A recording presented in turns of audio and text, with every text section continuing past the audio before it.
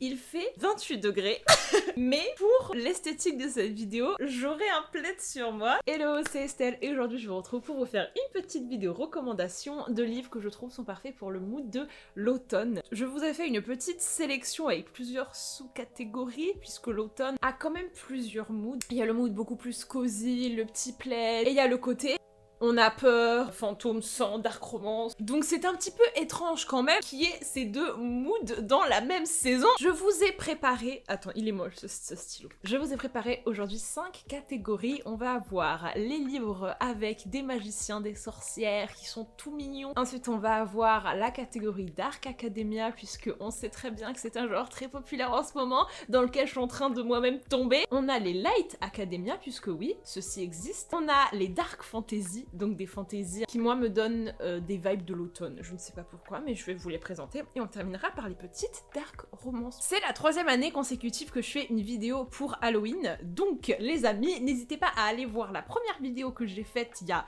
2 ans dans lequel je me concentre beaucoup plus sur le paranormal parce que ma raison de vivre. Donc là on est beaucoup plus sur vampires, loups-garous, etc. L'année dernière j'ai fait une vidéo recommandation Halloween dans un mood beaucoup plus peur, et celle-là est encore extrêmement d'actualité si jamais c'est plus le mood que vous cherchez. Et aujourd'hui je vais faire des livres un petit peu plus dans le mood automnal. Normalement je n'ai pas répété de livres dans ces 3 vidéos, mais voilà, si vous voulez avoir le combo gagnant, ben... Première catégorie, celle que j'ai appelée dans mon cahier Magic Cute. Des livres remplis de magie, de sorcières, de sorciers, de tout ce que vous voulez, mais qui sont en même temps très très choupinous, tout doux, et vous avez envie de les lire comme ça quand il fait pas beau, avec votre plaid, même s'il fait 28 degrés. Le premier livre dont je vais vous parler, il s'agit de Cemetery Boys de Hayden Thomas. On suit l'histoire de Yadriel, qui est donc un brujo, qui veut dire sorcier en espagnol si j'ai des bons souvenirs. Sa famille ne l'accepte pas en tant que sorcier puisque c'est un garçon trans. Il n'a pas le droit d'assister à tout plein de cérémonies qui seraient grand temps. Waouh!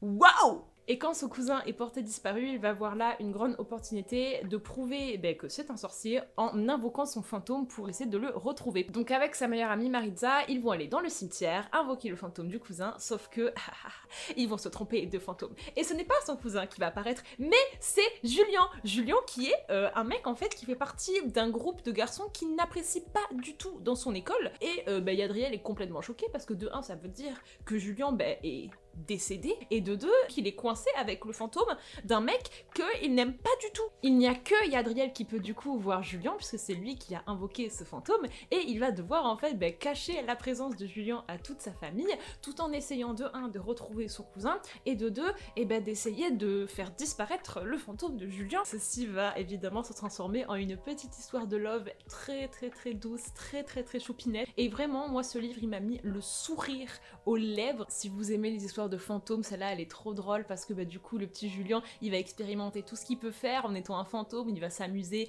à courir partout, à sauter partout, et Yadriel il est en mode oh, mais non mais qu'est-ce que j'ai fait? Moi ce livre il m'a réchauffé le cœur, même s'il fait déjà 28 degrés, je vous le conseille énormément si vous aimez les bails de sorcières, sorciers, fantômes, et on a aussi des belles représentations donc ça fait plaisir. Cette catégorie sur les sorciers cute ne pouvait pas être complète sans Carry on the Rainbow Rubble. Ce livre commence à être un petit peu vieux, il y a le tome 3 qui est sorti, et même si j'ai pas apprécié le tome 2 et que j'ai pas lu le tome 3, le tome 1 reste un super souvenir d'un livre vraiment doudou avec de la magie, donc du coup je vais vous en parler. On va suivre l'histoire de Simon qui est l'élu. À la base ce livre c'est une fanfiction qu'a écrit une des personnages principales d'un autre livre de Rainbow Rowell qui était Fangirl, et en fait ça a tellement plu que l'autrice a décidé d'en faire un livre à part entière. Et c'est un petit peu une fanfiction remake de Harry Potter, c'est un Harry Potter un petit peu plus moderne et un peu plus drôle je dirais. Donc Simon qui est l'élu mais qui n'a pas du tout choisi ça, qui est pas très fort avec sa magie, qui est entraîné par un mage et qui est vraiment mis à part de toute l'école de magie depuis qu'il est tout petit parce que il doit s'entraîner à être l'élu. Et le compagnon de chambre, le roommate de Simon, ce n'est personne d'autre que Baz. Et leur relation est très très froide, ils ne s'apprécient pas du tout, et en fait Simon suppose que Baz est un vampire, mais il n'ose pas trop lui en parler. Et je ne sais plus trop c'est quoi l'élément déclencheur de ce livre, mais notre Baz, notre Simon vont devoir un petit peu travailler ensemble pour trouver qui a fait quelque chose. Si vous aimez le mood école de magie avec un petit peu la fin de Family, et ce livre est vraiment fait pour vous, et la fin était juste trop bien. Et surtout le petit Simon Simon et le petit Baz. Le troisième livre pour cette petite catégorie, les magiciens et les sorcières toutes cute, toutes choupinettes, je dois évidemment vous parler, il y a un cheveu, de The Very Secret Society of Irregular Witches de Sangu Mandana. C'est un livre que les Mangelivres m'ont offert pour mon anniversaire. Je l'ai lu avant-hier justement pour être dans le mood cosy de l'automne et encore une fois vous avez le livre parfait de l'automne. Mika est une vraie sorcière et elle doit garder son identité de sorcière secrète, mais ça l'attriste un petit peu. Du coup elle a un compte TikTok sur lequel en fait elle fait des vidéos un petit peu parodiques où elle fait des potions et tout ça pour de faux, que ben c'est vrai mais les gens la suivent comme si c'était une fausse sorcière qui faisait un cosplay. Une certaine famille va tomber sur ces vidéos et va lui envoyer un mail pour lui dire: nous avons besoin d'une sorcière pour venir chez nous en tant que tutrice, s'il vous plaît venez. Au début Mika est un petit peu perturbée parce qu'elle se dit mais enfin les gens savent que c'est du faux, c'est un troll, c'est un prank, mais elle finit quand même par y aller et elle va tomber dans une maison qui est cachée en plein milieu de la montagne, de la colline de l'Angleterre. Ken et Ian, un couple de grands-pères trop mignons, l'accueillent et lui disent qu'ils ont un secret, c'est qu'ils ont 3 enfants sorcières chez eux dont ils s'occupent et ils aimeraient bien qu'une sorcière leur apprenne la magie puisque eux ils n'ont pas de magie. Mika va se prendre d'amitié pour les petites filles qui sont toutes super mignonnes et va du coup accepter le job de professeur et va s'installer dans la super maison. Il y a un libraire qui travaille avec eux et qui est un petit peu le papa adoptif de ces 3 petites sorcières qui s'appelle Jamie et qui au début lui va être assez hostile puisqu'il aime pas l'idée qu'il y a quelqu'un qu'il connaît pas qui va venir s'occuper de ses filles adoptives, mais quand il va voir à quel point Mika est investie et qu'elle est douce, et ben il va l'apprécier et puis il va bien l'apprécier. Ce livre respire la bienveillance et si vous aimez la romance, celui-là est plutôt bien. Alors que les autres, ils étaient plus young adultes, celui-là, il est adulte. J'ai vachement en fait relate au fait que Mika, elle doit cacher cette partie-là d'elle et que ça lui fait du mal parce que du coup, elle peut jamais vraiment avoir une connexion profonde avec quelqu'un. Il y a toujours ce secret qui est là et elle a pas le droit de le révéler. Ça l'a obligée dans sa vie à se détacher de certaines personnes, à beaucoup déménager, à jamais avoir de vrais amis. Quand elle va tomber dans cette maison, elle va pour la première fois de sa vie se sentir chez elle, trouver des gens avec qui elle peut être elle-même. Je ne pouvais pas faire de vidéo sur les sorciers cute sans vous parler de mon bébé international.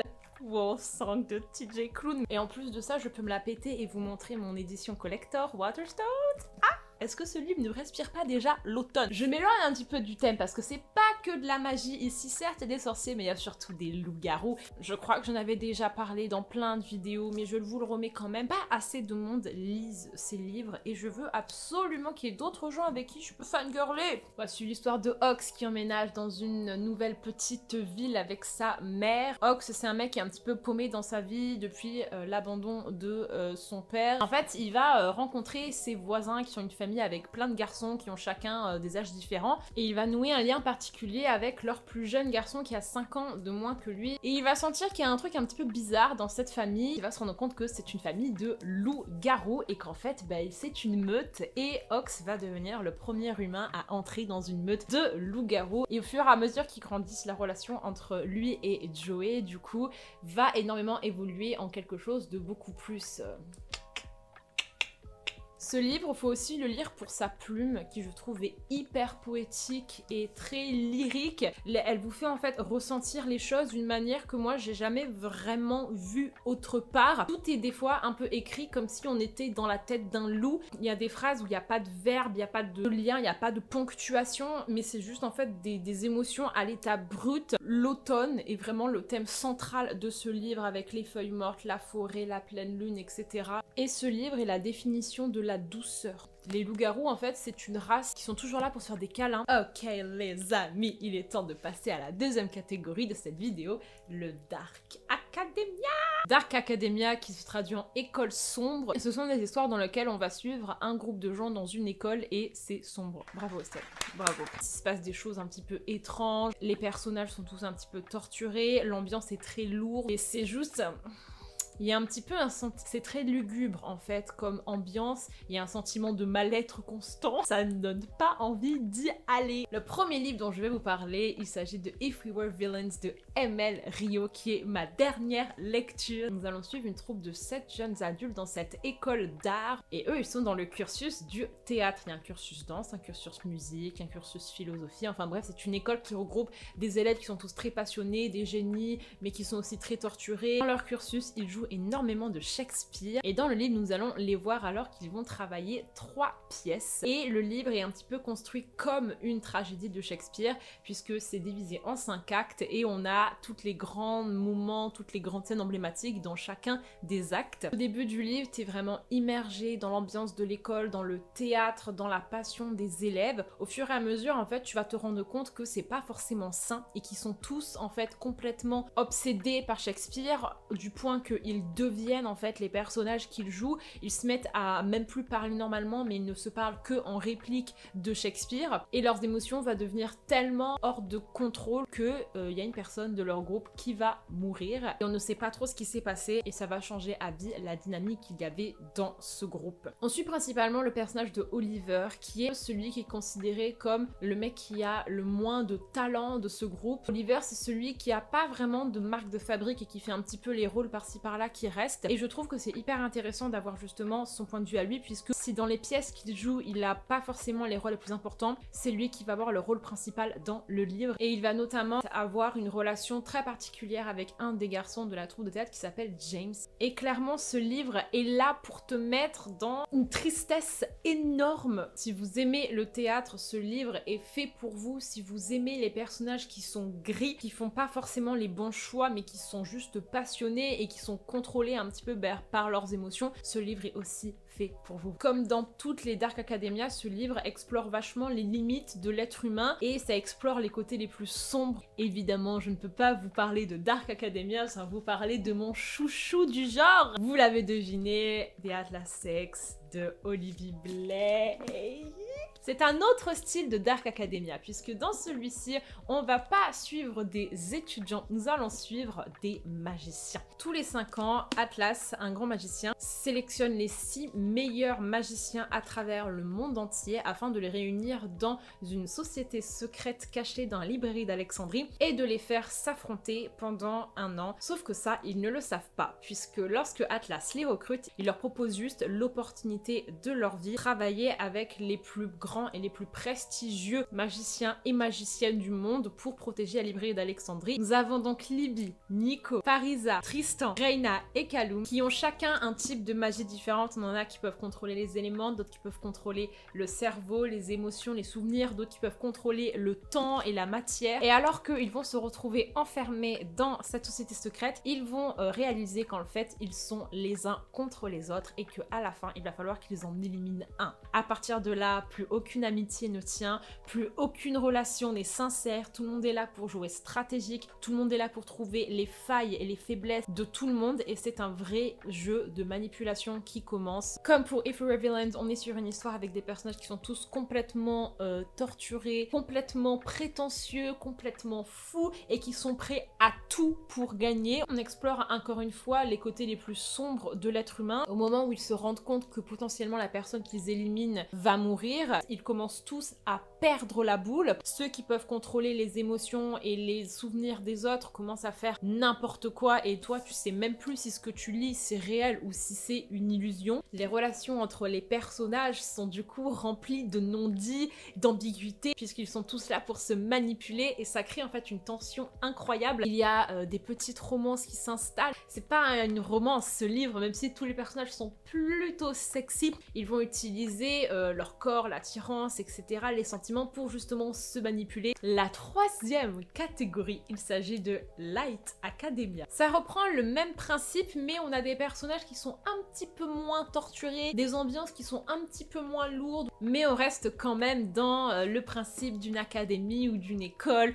ou d'un manoir. Le premier livre dont je vais vous parler, c'est Truly Devious de Maureen Johnson. On va suivre l'histoire de Stevie qui va être recruté pour entrer dans une école très très prestigieuse pour les ados un petit peu surdoués. La science, l'écriture, la politique, la philosophie, l'histoire, on a vraiment des petits génies. Et il y a surtout en fait beaucoup d'histoires sombres autour de cette école puisque la fille et la femme du fondateur de l'école ont été assassinées et l'enquête n'avait jamais vraiment abouti et c'est resté comme un grand mystère. Elle, Stevie, elle n'a pas de talent en particulier à part qu'elle adore les podcasts de crime, elle adore les séries d'enquêteurs, etc. Et c'est bien ça son seul talent. Alors quand elle est recrutée pour l'école, elle a qu'une idée en tête, c'est d'être celle qui va trouver ce qui s'est véritablement passé 50 ans plus tôt. Donc elle va entrer parmi tous ces gens hyper prétentieux et hyper forts. Elle va se faire des amis, elle va se faire des ennemis et surtout le fameux tueur va refaire son apparition. Ce livre c'est un petit peu un Agatha Christie version young adulte. Il est un petit peu long à commencer, donc si vous aimez que ça commence un petit peu plus rapidement, je pense que celui-là va peut-être vous ennuyer. Il ne faut pas vraiment s'attendre à une enquête hyper compliquée, hyper précise. On est quand même sur du Light Academia Young Adult, donc ça reste plutôt élémentaire. Donc voilà, si vous aimez les choses bien plus compliquées, je pense que celui-là va vous paraître trop facile. La deuxième saga Light Academia, vous la connaissez, il s'agit de The Inheritance Game.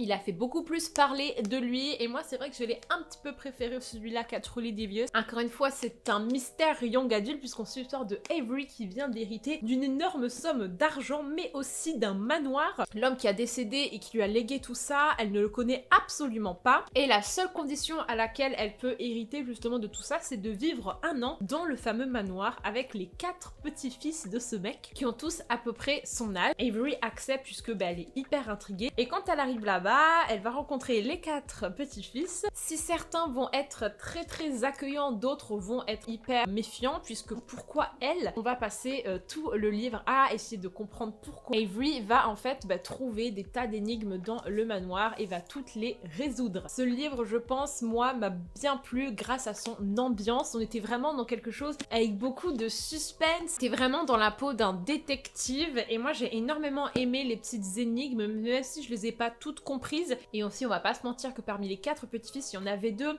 qui forment un triangle amoureux plutôt chouette. Et le style d'écriture est aussi très sympathique. J'ai pas trop kiffé le tome 2, je n'ai pas encore le tome 3, mais j'ai trouvé celui-là très chouette et franchement moi il m'a tenu en haleine du début à la fin. Après j'ai été un petit peu déçue de la fin quand on a eu la fameuse solution de l'énigme. Les amis, la 4e catégorie c'est la dark fantasy. C'est pas vraiment des livres dark, mais je ne sais pas pourquoi ils me font penser en fait à une vibe un petit peu dark. Premièrement, mon coup de cœur le plus récent, la saga These Hollow Vows de Lexi Ryan. C'est la trilogie romantasy young adulte fae du moment et c'est aussi ma préférée. On va suivre l'histoire de Bree qui vit dans les terres humaines et qui a toujours détesté les fae, qu'elle trouve absolument cruelles. Elle travaille en tant que servante dans une famille absolument horrible jusqu'au jour où sa petite sœur se fait kidnapper par le roi des Unseelie. Et du coup, Bree ou Abriella, je préfère quand même Abriella, n'a que d'autre choix d'aller dans les terres des fae pour aller sauver sa petite sœur. Elle confronte le roi des Unseelie qui lui propose un marché. Il lui rendra sa petite sœur à condition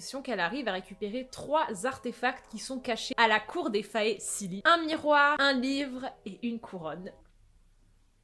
Bree va accepter ce marché et afin de pouvoir entrer en tant qu'agent double à la cour des Seelie, elle va tout simplement participer à la sélection pour le prince des fae Seelie. Oui, elle va faire la bachelorette. Je dois retenir mes émotions parce que ceci, c'est une vidéo recommandation. Ce n'est pas encore l'update lecture, mais do you see my face?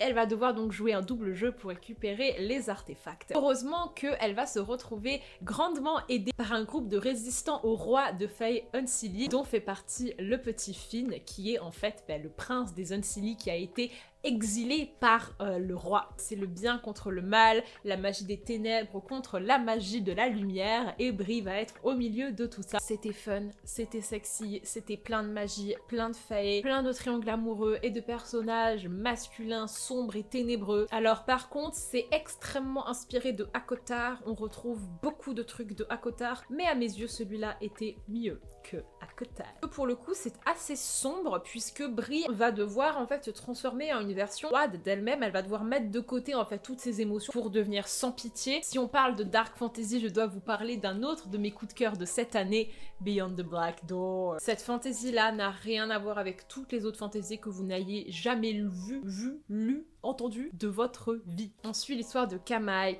qui est la fille d'une marcheuse d'âme, Soulwalker.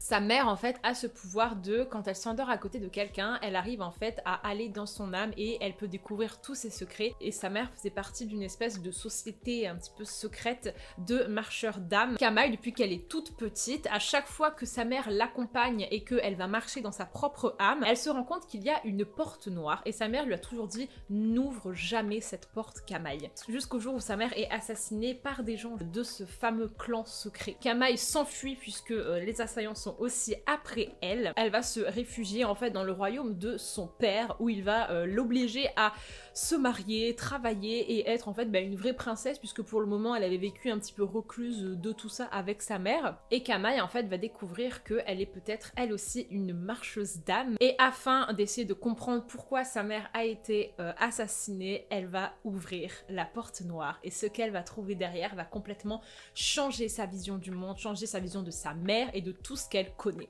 Petit spoiler, il y a une personne derrière cette porte noire, au plus profond de son âme.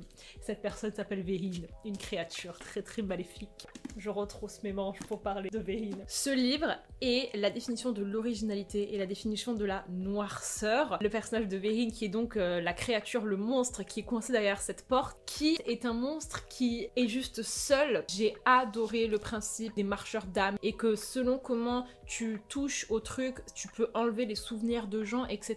C'est une histoire qui est hyper bien pensée et qui moi vraiment m'a tenu en haleine du début à la fin. Et la dernière dark fantasy, je vais tout simplement vous montrer le livre. Parce que vous savez, tout le monde sait. A Darker Shade of Magic, paranormal, young adulte, personnage incroyable, pouvoir incroyable, on a des grands méchants, on a de la magie, on a de la famille et surtout on a une ambiance hyper dark et hyper lugubre avec en fait 4 Londres qui sont des dimensions parallèles. Est-ce que vous voyez ceci? C'est la définition de Halloween. L'intrigue est incroyable, les personnages sont incroyables, l'écriture est incroyable, A Darker Shade of Magic. Et nous allons terminer par une saga de dark romance qui pour moi respire aussi l'automne, la saga des Hades Hangmen de Tilly Cole. Si vous connaissez, vous savez que Tilly Cole, c'est ma première référence en dark romance. Tout ce qu'elle sort, je le lis, je le dévore. Mais les Hades Hangmen, elle arrive à gratter un truc en moi qu'il n'y a que elle qui arrive à gratter. On est sur des romances bikers. On suit l'histoire de Styx qui est le chef des Hades Hangmen. Styx qui a toujours eu un seul désir en lui, c'est de retrouver la fille qui l'avait vu à travers des barrières quand il était très très jeune. Jusqu'au jour où, lors de une de leurs missions en tant que biker, puisque c'est un métier à part entière, il va trouver une fille et il va savoir tout de suite que c'est elle et du coup il va la ramener au club. Ils vont en fait apprendre que c'est une rescapée d'une secte extrémiste qui a été en fait créée par des pédophiles afin de pouvoir justifier leurs activités. Les filles étaient traitées comme des objets, comme des tentatrices, comme des démons qu'il fallait littéralement purger. Et du coup, Mae, la protagoniste féminine, a réussi à s'enfuir grâce à l'aide de tout le club. Ils vont réussir à complètement démanteler cette secte et sauver toutes les filles qui ont été justement traumatisées, matrixées, brainwashées par cette secte. Et chacune va trouver son bonheur avec un petit Hades Hangman. Et c'est vraiment l'association du côté extrêmement dark et traumatisant de la secte avec le côté extrêmement vulgaire et cru et violent des bikers. Et quand tu mélanges ça, ça crée quelque chose d'assez explosif et d'extrêmement addictif, je veux pas vous mentir. On est vraiment dans un univers extrêmement sombre et notamment le personnage de Styx, c'est un gars qui est forcément extrêmement torturé, etc. Il a un mutisme sélectif, c'est quelque chose aussi qui est vachement présent dans le livre et vraiment le tome 3 est le paroxysme de toute votre vie. Tu visites des coins de ton cerveau que tu savais même pas que ça existait quoi. Donc on n'est pas communication, bienveillance, respect, absolument pas. On a des relations qui sont pas forcément saines, on a des comportements qui sont ben, pas bien quoi, mais bon, c'est de la dark romance, donc on sait que c'est de la fiction et que c'est pas fait pour représenter ce qu'une relation saine est censée être. Et ajouter à ça tout l'univers des bikers. Si vous connaissez les bikers, vous savez qu'on est dans un truc où ils en parlent mal, où ils respectent pas forcément tous les femmes, mais ça fait partie de l'univers des bikers, ce n'est absolument pas un objectif dans la vie. Et voilà les amis, je vous ai fait le guide complet des livres pour l'automne. Il y en avait beaucoup, j'espère que ça vous a plu. Si vous avez d'autres recommandations, évidemment, mettez-les moi en commentaire. Si jamais il y en a certains qui vous ont intrigué, n'hésitez pas à me le dire aussi. Je vous fais des gros bisous et je vous dis à la prochaine vidéo.